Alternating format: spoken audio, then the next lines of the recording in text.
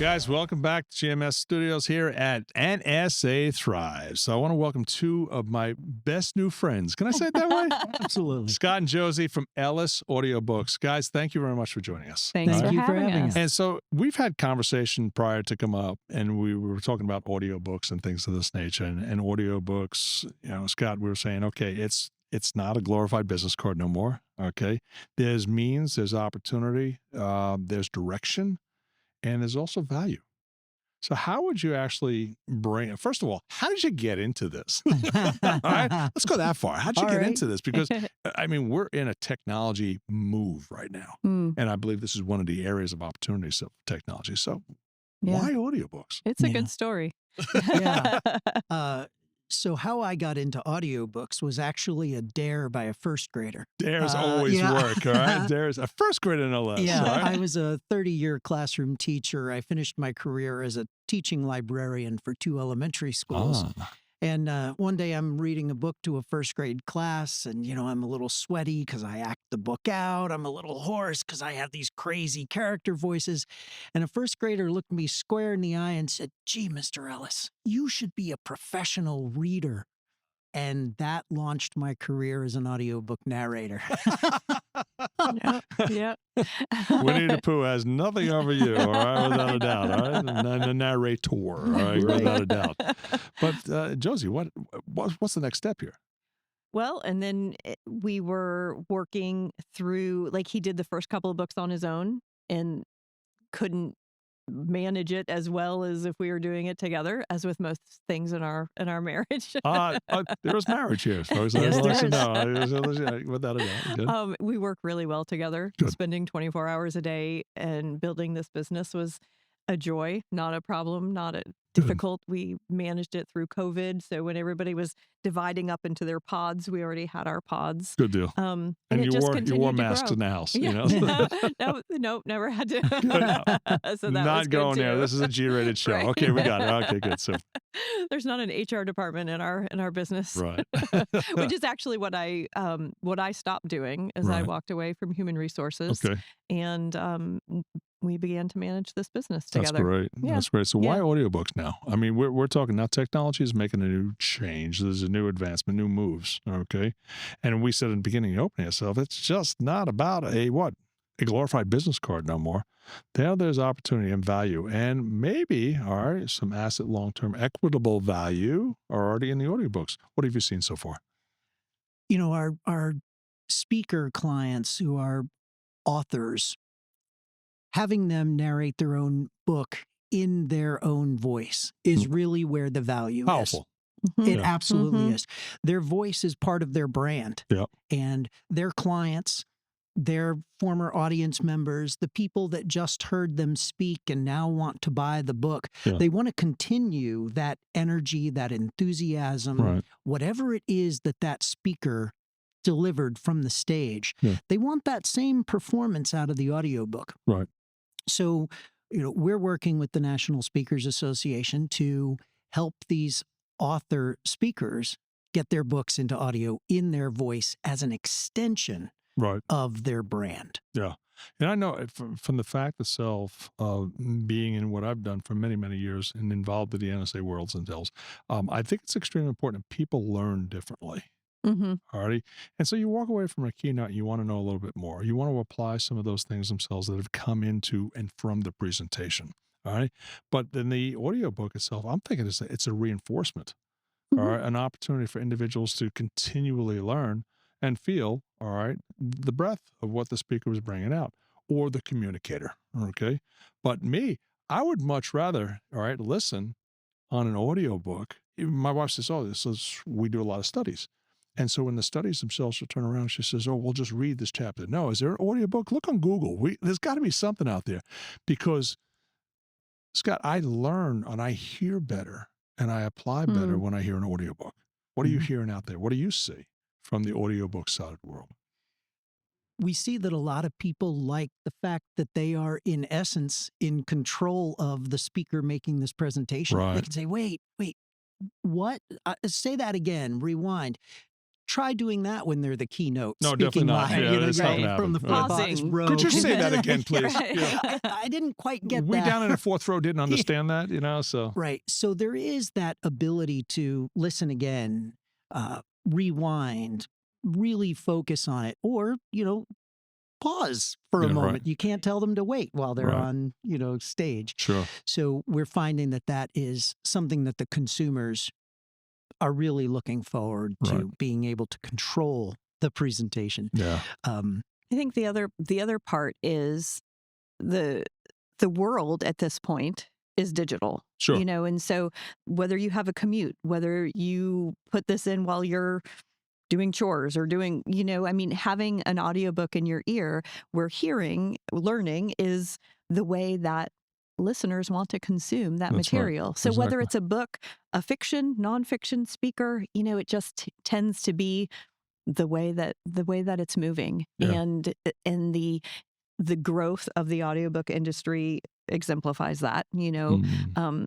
Our children, our generation, they are always multitasking. Yeah, right. And so they don't, for better or for worse, sit down and read a book. Yeah, right. They're listening. They're listening while they're at the gym. They're listening on their commute. They're listening while they're cleaning the house. Whatever Right. they're doing. It's just it's a way to consume, that material now. So having our speakers have that available to their fans, Right. is a good next step.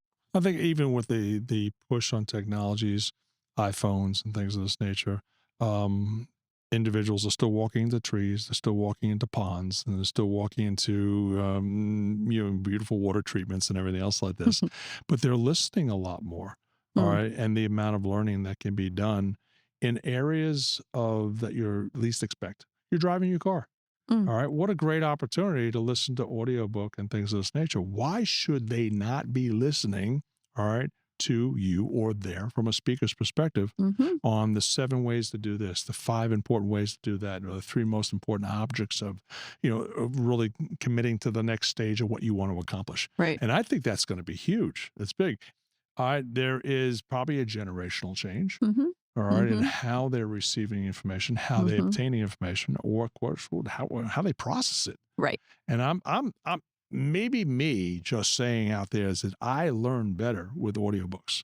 Yeah. Okay, and I've had many people themselves record, and play back for themselves. Oh, I didn't know I said that. I said, that's pretty interesting. And it says, yes, I got that from you. Oh, did you really? Well, then I did a great job.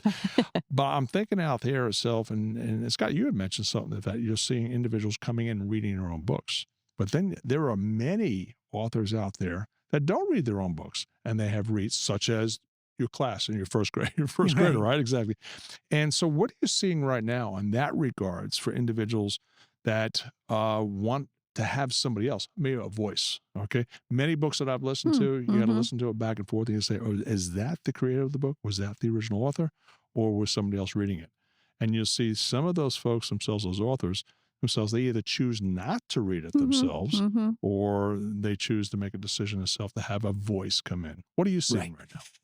So we find that in books that are very personal, or the author is the expert, Right. the listeners generally want to hear from the experts, Sure, right? exactly. Whether it's a research topic or if it's their life story. Right. I'm a voice actor. I Okay. can make someone believe that I lived your Excellent. life, Yeah, right. but I can't make you believe it, and I can't make your That's right, family yeah. and friends believe it. Yeah, sure. Right?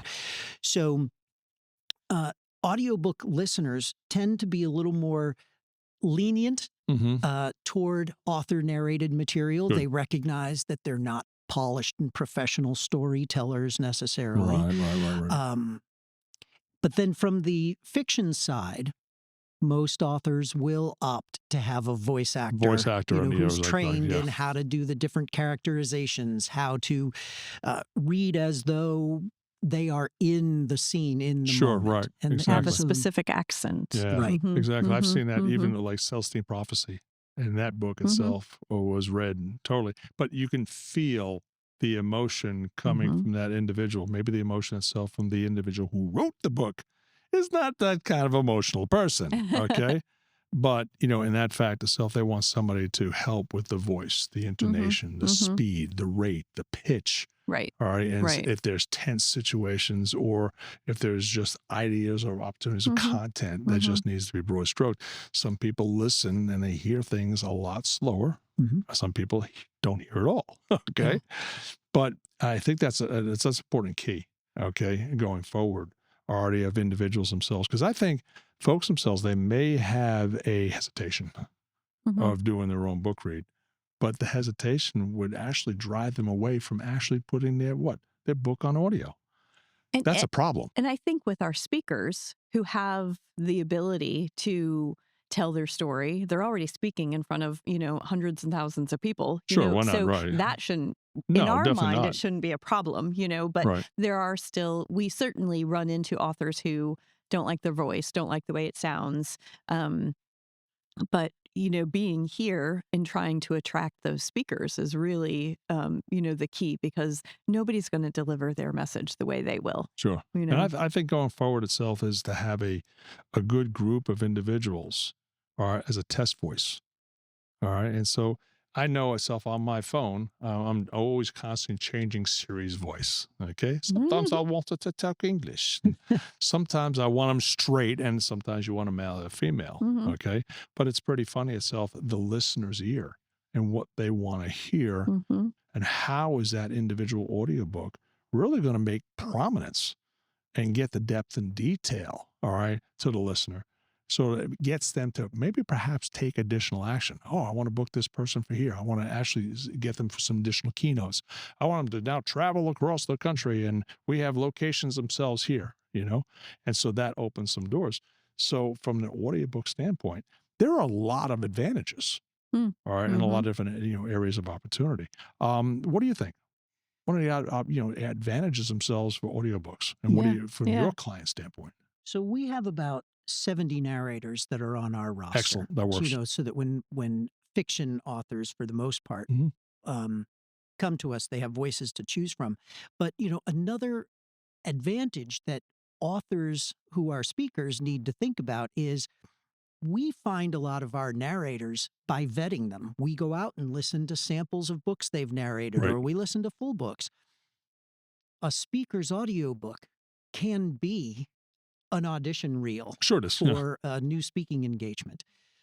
Someone who is maybe, let's say that the speaker author is a coach. That's right. A prospective client might go out and listen to their audiobook and get a feel for who they are by listening to their voice. If it's a woman who is an audio or is a coach, and I narrate her book, there's going to be a disconnect. Right. Yeah, disconnect. There's definitely a disconnect. It's not going to sound like her. Be a disadvantage. deterrent. Right. Exactly. It would be the other way. I had no words. I'm an audiobook narrator. I don't write the words. I just That's say why them. Josie's here. She puts the words in your mouth. And I told you she I'm was not the smart saying one, didn't I that say is that? without a doubt. But I definitely see the point.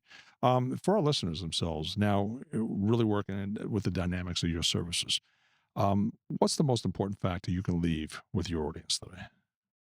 All right, from when it comes down to audiobook, what's the most important factor you would leave with them so they can carry away, so they can, I really got to consider audiobooks. What do you think? Yeah, I think understanding that an audiobook is another format that their book should be in. It's an important growing industry, and let your consumers have lots of options to choose from. Good. If they want to consume your message, they can read it and listen at the same time. Yeah, right. I mean, that's an incredible learning tool. Sure.